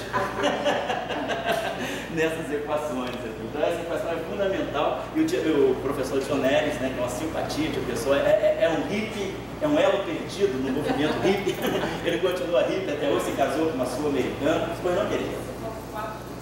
4% do universo visível. Porque o universo hoje, como a gente percebe o universo? O universo hoje tem 4% do universo são matéria visível.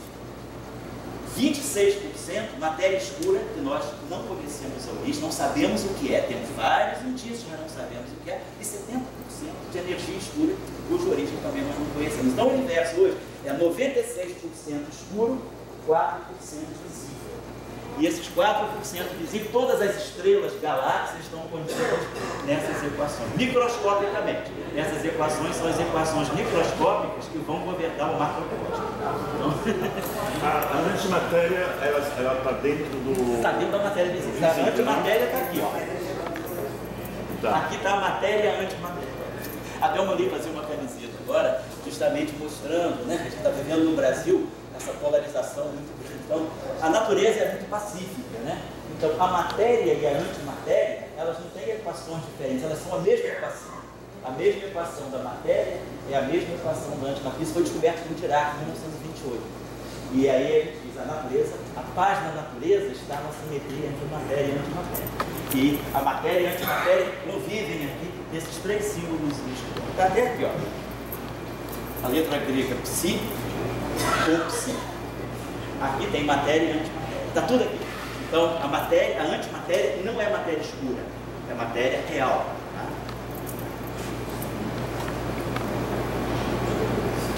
Tá? Aqui, a simplicidade.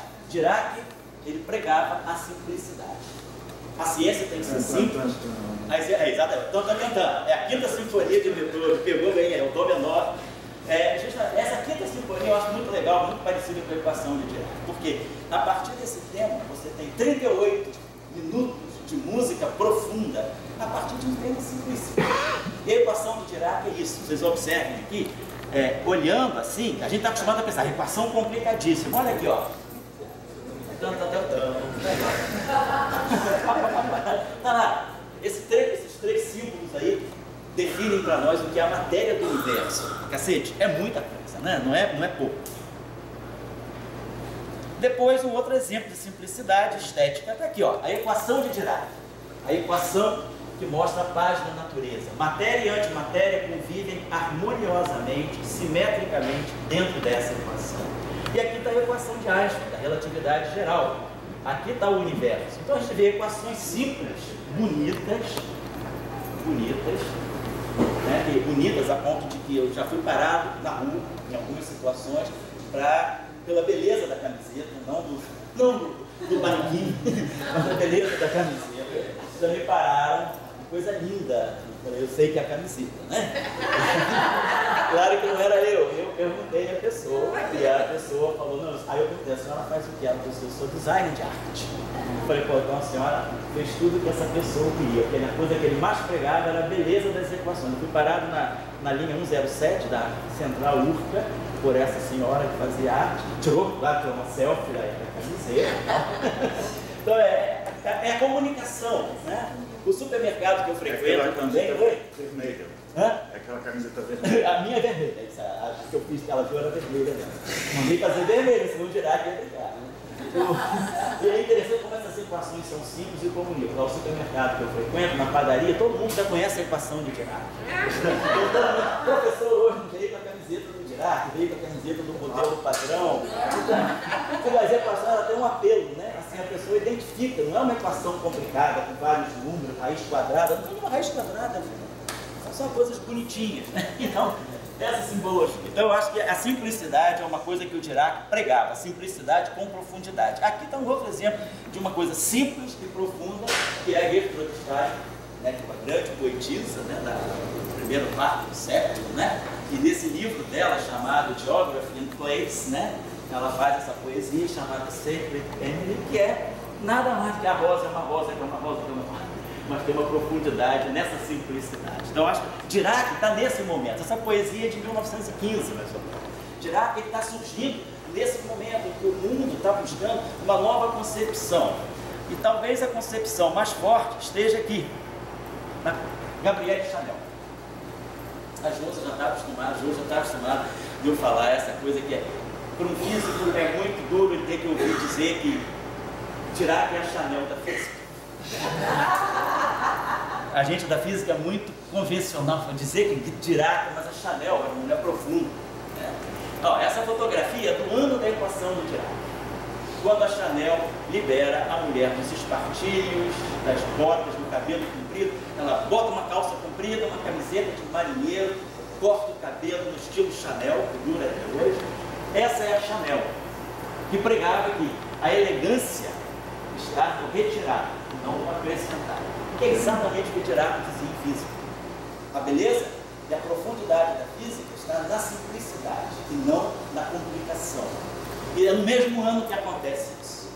E tem uma razão de ser. Dirac, a Dirac da moda, que é a Chanel, ela participava dos círculos intelectuais da França, né? Ela era amiga de pintores, né? Era super amiga de poetas, esse pessoal todo.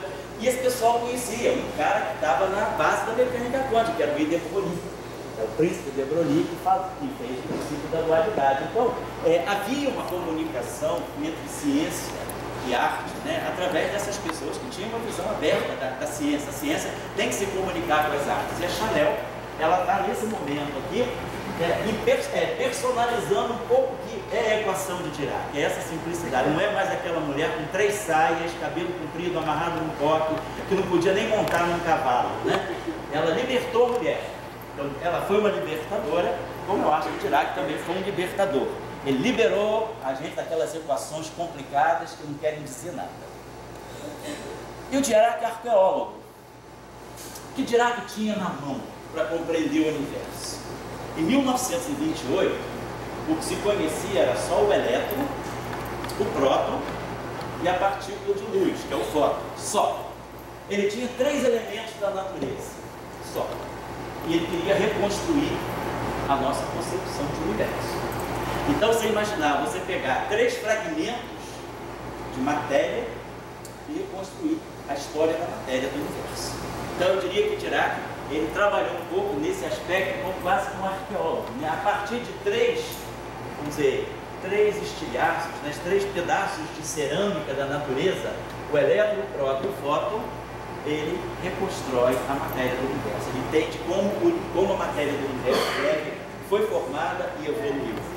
Eu acho que é bem interessante a gente perceber a profundidade, né, de você ter apenas esses indícios e reconstruir a matéria do universo. Então, Dirac, a partir das atualizações, aquela atualização no sentido aristotélico, né, aquilo que é mensurável, tangível, que era o elétron, já tinha sido detectado em 1897, nós estamos falando de 1928, 31 anos antes, o elétron tinha sido detectado. O próton que tinha sido detectado 9 anos antes, em 1919, e o fóton que ficou esclarecido 5 anos antes, em 1923. Com esses 3 elementos, a partir dessas atualizações, ele percebe que o mundo, essas atualizações são fruto de uma grande virtualidade. E aí a mecânica quântica é a mecânica do virtual. Ele lança a mecânica quântica justamente na tentativa de compreender a virtualidade que está por trás da atualidade. Então, Dirac, para ele a beleza é fundamental na ciência. Essa frase aqui, também daquele artigo dele de 38, sobre a relação entre a matemática e a física, ele fala: o que faz a teoria da relatividade tão aceitável para os físicos, apesar de não ser, dela ir contra o princípio da simplicidade, é a grande beleza matemática. Então ele coloca a beleza matemática como um grande atrativo da teoria da relatividade. Esta é uma qualidade que não pode ser definida, tanto quanto a beleza na arte não pode ser definida, mas que as pessoas que estudam matemática usualmente não têm nenhuma dificuldade de apreciar. A teoria da relatividade introduziu beleza matemática de uma forma completamente nova na descrição da natureza. Então, o que Dirac assim, ele é cooptado pela beleza matemática da teoria da relatividade. Ele não fala em nenhum momento aí das consequências físicas. Ele está falando da beleza matemática. Ele está olhando a coisa como uma obra de arte. A beleza pura.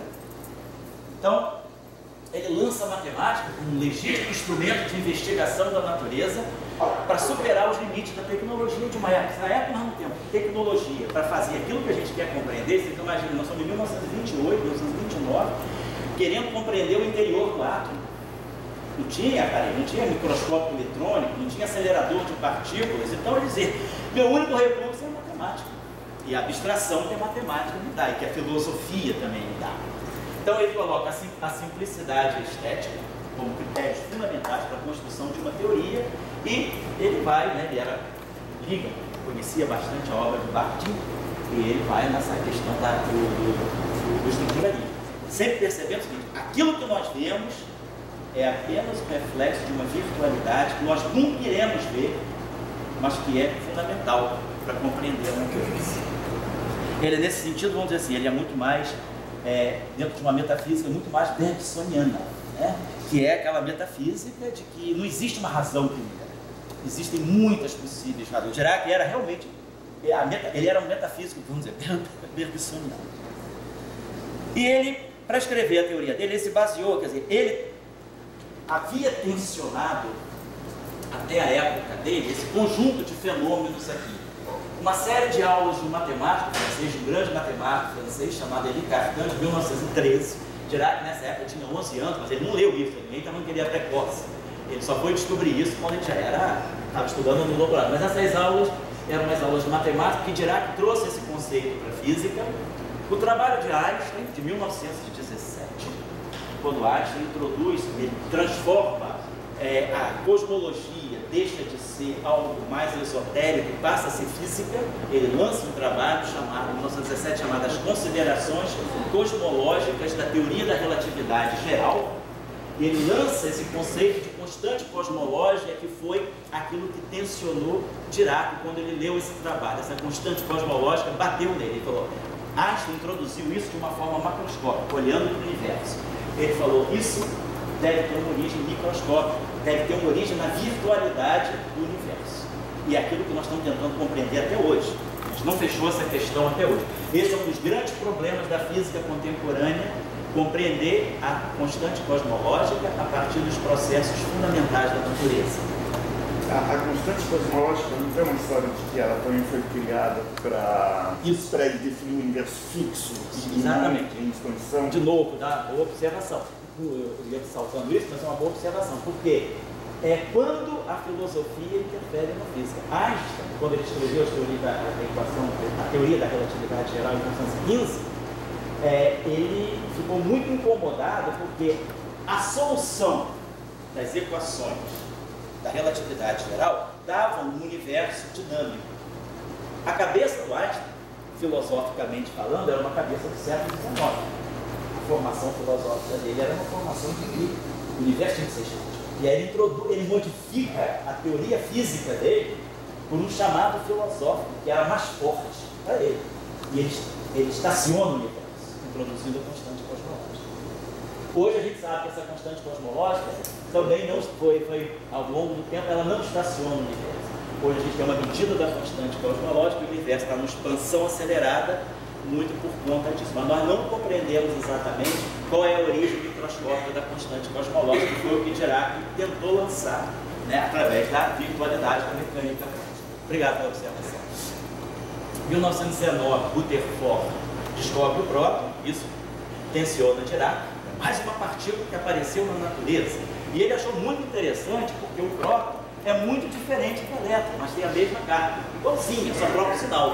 Um tem carga negativa e o outro tem a mesma carga positiva. E ele fica chocado porque que a natureza reproduz duas estruturas tão diferentes com o mesmo valor da carga. Isso é uma questão física simples. Qualquer criança, talvez, se tocasse disso. E ele vai em cima disso para trazer toda uma matemática para tentar explicar isso. Compton, em 1923, introduziu o conceito de quantum de luz, o famoso quantum de luz, se torna uma partícula, não é simplesmente um quantum de energia, mas é uma nova partícula da natureza, a partícula de luz. Então a luz é onda, energia, mas a luz também é matéria. Então a luz tem esse comportamento dual e a matéria também tem um comportamento dual. O elétron é matéria, mas em outras situações o elétron é onda, ele não é matéria, ele é como uma onda, como se fosse uma onda de luz. E aí essa discussão é fundamental, Dirac incorporar isso. Em 1925, esses dois físicos holandeses descobrem que o elétron, propõem que o elétron tem uma outra categoria uma outra propriedade além da sua massa e da sua carga, que é a sua capacidade de se ligar a um campo magnético, que é o que a gente chama de spin. É como o elétron responde a um campo magnético. Eles introduzem então essa grandeza e aqui Heisenberg e Born começam a lançar as ideias da mecânica quântica. Então Dirac ele tinha esse conjunto de tensionamentos, né, que o levaram a tentar compreender, afinal de contas, o que estava por trás de tudo isso. Tudo isso para ele estava ligado, estava tensionado e ele não sabia muito bem. Até que ele então coloca, né, aqui eu estou só chamando a atenção, porque eu já fiz esse seminário lá para os garotos do CPF, e a gente em física ainda, tem muita gente que ainda trabalha muito com esse conceito de gênio, né? Essa coisa de o gênio, né? Olha, tive uma relação forte com o Dirac, nunca vi ninguém chamar ele de gênio, nem ele ter atitude de gênio. Trabalhei lá com o professor Salan, que foi prêmio Nobel também, tive aula com o Yander. Os prêmios Nobel que eu conheci, que passaram pela nossa escola, todos eles eram muito ortogonais às ideias do gênio. Então eu mandei para os nossos meninos lá lerem esse livro de Norbert Elias, que é Mozart, a Sociologia de um Gênio. Vocês já devem ter lido e conhecem. Esse livro é excelente, porque a gente viu que o gênio não é gênio. O gênio é uma construção, né? Então, acho que a gente podia agora, eu não tenho tempo nem capacidade, mas gostaria de poder escrever Dirac, a Sociologia de um Gênio, porque ele mostra que Mozart era uma construção, não esse gênio. Então, eu acho que é importante a gente perceber a relação entre essas pessoas se formarem em escola, e uma escola de pensamento. Eu acho que isso aqui é fundamental. Essas pessoas aprenderam a ler o contexto. A minha relação, o que eu percebi de mais forte desses físicos com quem eu tive contato, construíram teorias, é que eles eram muito ligados ao contexto da sua época. Eles sabiam muito bem quais eram as questões significativas da sua época. Eles não eram simplesmente manipuladores de símbolos matemáticos, esse fetiche, né, que a física tem de manipular equações, manipular mistura, que substitui daquelas páginas de cálculo, e você acha que você está fazendo grande física. Acho que a grande física está na compreensão daquilo que é fundamental na sua época. É a leitura do contexto. E isso, infelizmente, a gente não é educado assim em física. A gente é educado quase que ortogonal ao contexto. E quantas são as equações? O contexto conta muito pouco. Eu acho que a percepção que eu tenho desses gênios é que eles fizeram a leitura certa da sua.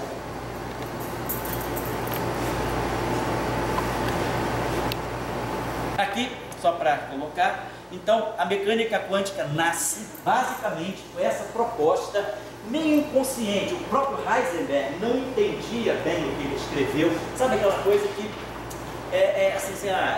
está em você, um inconsciente que aparece, que interfere com o teu consciente.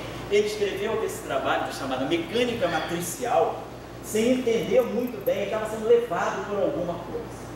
Mas ele não entendia muito bem o que era. Dirac, então, quando recebeu esses escritos, em julho de 25, isso aqui, na verdade, Heisenberg, ele escreve esse trabalho, ele publica o trabalho em dezembro de 25, mas ele deu a palestra em Cambridge em julho, 6 meses antes, e deixou o material com o Fowler, que era o orientador do Dirac.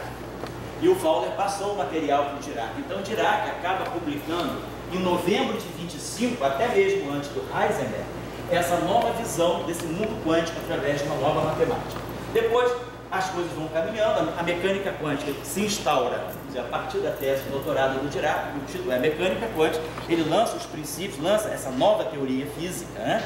E, isso aqui já não é tão importante, o que é importante está aqui, em 1928, ele lança esses dois trabalhos, 2 de janeiro de 28 e 2 de fevereiro de 28. Os dois trabalhos que dão a ele, né, a notoriedade por ter compreendido o que era o mundo, deixa eu passar aqui, das partículas elementares. O que Dirac faz nesse trabalho é o seguinte: até então, o mundo quântico, o mundo microscópico é governado por essa constante, H cortado, aquela que está lá no início do seminário, né? O símbolo com o qual venceremos. E o C é a velocidade da luz. Então nós estamos falando de duas físicas completamente desconectadas. A física da relatividade, que é representada pela velocidade da luz no vácuo, então aqui dá a relatividade, que é um mundo, é uma visão de natureza. E H cortado é uma outra visão de natureza, é um mundo quântico. O que Dirac faz? Ele fala esses dois mundos, a compreensão do contexto mostra isso. Um normal, uma pessoa qualquer assim, dizia, isso é um mundo, eu vou por aqui, eu vou por aqui. Ele dizia, não, é tudo uma coisa só. Ele une duas teorias físicas que até então não se comunicavam e que, pelo contrário, são até conflitantes. Mas ele fala, elas são aparentemente conflitantes. Elas, na verdade, são duas manifestações de uma coisa única. Então ele une mecânica quântica com relatividade especial. Aqui está a famosa fórmula da relatividade de Einstein, MC2, a energia de repouso do elétron, e ele propõe essa equação para descrever o elétron. E essa equação, ela faz uma grande previsão. Ele mostra que nessa equação você descreve não só o elétron, mas você descobre uma nova entidade da natureza que não existe, que é virtual, que é a antimatéria do elétron, que é hoje o que nós conhecemos como pósitron. E aí ele prevê, ele faz uma interpretação. Ele diz, essa equação me dá novas soluções que não são só o elétron. Quem são essas novas soluções? Qualquer físico normal diria, essas novas soluções são soluções matemáticas, mas desconectadas do mundo físico real. Ele dizia, não, se a matemática disse, é porque a natureza tem. Ele era muito pitagórico nesse sentido. Ele dizia, a matemática, a natureza é intrinsecamente matemática. Então, nada melhor do que a matemática para avaliar a natureza. Então, se a matemática está me dando, eu vou interpretar. E ele interpreta, ele diz, ó, essas novas soluções nada mais são do que novas partículas que nós ainda não detectamos. É uma coisa, é o antielétron. Existe uma sombra do elétron na natureza, apesar de na Terra usar na tabela periódica lá de Mendeleev, né? Não tem nada de antielétron, tem elétrons próprios e Deus, acabou-se. Ele diz, não, existe um antielétron. E ele lança isso. Aí uma pessoa como Heisenberg, que é um monstro sagrado, já diz, ó, o capítulo mais triste da física moderna é e permanece a teoria de Dirac. Ele achava Dirac lixo. Então ele reputa a teoria de Dirac como sendo um capítulo mais triste da física. Isso, ó, mesmo depois da equação ter sido lançada. E aí ele diz o seguinte, olha só, aquela coisa da falta de leitura, às vezes, do contexto. Até agora, nós tínhamos a impressão de que a teoria quântica nos tinha levado para um ancoradouro, para um porto seguro. Ele fala, chega Dirac e nos joga de volta para o oceano. Então Dirac, nesse sentido, ele era muito transgressor. Ele falou, nós não estamos procurando a segurança de um porto, nós estamos procurando as tormentas no oceano. E ele chama, a teoria dele, ele introduz um conceito chamado mar de antipartículas, que depois a comunidade passa a chamar o mar de Dirac. Então, se vocês ouvirem falar no Dirac, sim, o mar de Dirac é um conceito. Já ouviu falar? Não é um marzinho que existe. Não, é esse mar virtual. Não vai procurar no mar. Não vão procurar no mar. O mar de Dirac não é um acidente geográfico. O mar de Dirac é um acidente epistemológico. Ele está na realidade virtual. Então, isso aqui, ele era contra o ancorador, ele queria justamente os desafios do oceano, né? Então, nesse sentido, ele era um desbravador. Mas ali já foi um elogio ou continua sendo uma crítica? Não, aqui foi uma crítica severa ainda. Dirac está desconstruindo tudo. Eles achavam que Dirac era um cara assim, meio autista, que desconstruía tudo. Ele acha, não está dando a mão para uma cara ali. Oi? Ele não está dando a mão. Não. E Dirac, olha, ele deve ter ficado muito espantado, porque quando o prêmio Nobel foi dado, aí, pô, isso foi em 28, em 31, em 32, o pósitron é descoberto, a antimatéria é descoberta. E Dirac, ele fala, ele escreveu nas bases, porque ele não queria ser famoso, ele não queria aceitar o prêmio Nobel. Daí o Darwin, né, o neto do Darwin, que era diretor de Cambridge nessa época, do Instituto de Física, né, o Charles Darwin III, falou, olha, pô, faz o seguinte, aceita que você vai ficar menos famoso do que se você não aceitar. Se você não aceitar, vai ser pior. Então aceita que você recebe o prêmio, acabou, se esquece. E ele aceitou. Era mais simples, né? Mas justamente porque apareceu a antimatéria, ele é aquele jeito. Então ele falou, olha, eu mesmo levei 3 anos, por 3 anos ele não tinha coragem de colocar o pósitron nas palestras dele. Ele só se convenceu depois que muitos experimentos foram feitos, todo tinha certeza, aí que ele falou, eu fiquei assustado, porque assim, eu não podia imaginar que a matemática fosse levar tão longe num tempo tão curto.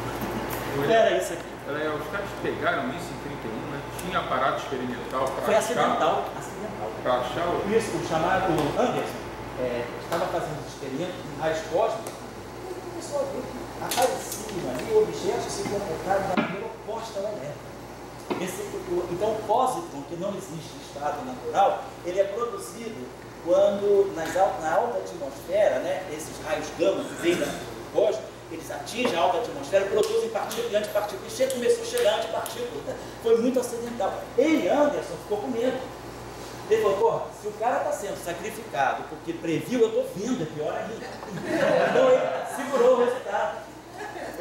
resultado. Ele viu isso de 31 de julho de 32. E aí ele falou, bom, ele ficou assustado. E aí ele refez, e detectar. Enfim, até que ele falou o seguinte, para o bem da ciência, eu tenho que dizer. E aí, um mês depois, ele lança o trabalho dizendo que ele estava vendo a antimatéria. Dirac estava na Crimeia. Ele fala pro Dirac isso? Ele escreve pro Dirac. Dirac recebeu um telegrama, estava na Crimeia, lá da Rússia, e Dirac ficou mais espantado mesmo, tirou o meu sossego, acabaram minhas férias. Ele aí ficou apavorado, assim, mas, poxa, vai ser muita confusão se esse negócio aparecer. Porque ele também, ele estava convencido que existia, mas ele pensava daqui a 60 anos. Apareceu daí há 3 anos, acabou com a paz do velho. Olha só, a crítica do Pauli também. Olha, Pauli é um grande nome, todo mundo conhece, Prêmio Nobel de Física. Recentemente, Dirac, isso é em 32, um pouquinho antes da descoberta do pósitron, poucos meses antes. Recentemente, Dirac tentou a explicação de identificar os buracos, que Dirac chamava de buracos, como os antielétrons.